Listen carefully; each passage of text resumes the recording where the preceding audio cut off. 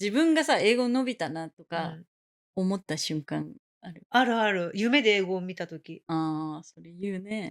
18歳の時にアメリカの大学に入る前に、うん。2ヶ月前に田舎の州立大学でサマースクールをうんうん。取る。で、そこで大学の単位を取るっていうコースにうん私は入っうん。たんだよね。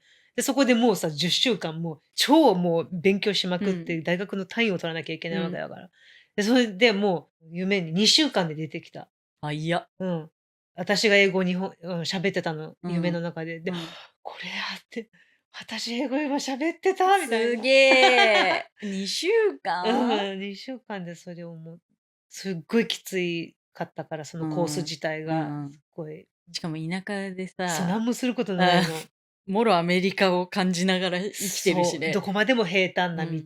アジア人いない、いない。唯一行けてるバーみたいなクラブが街に1個みたいな。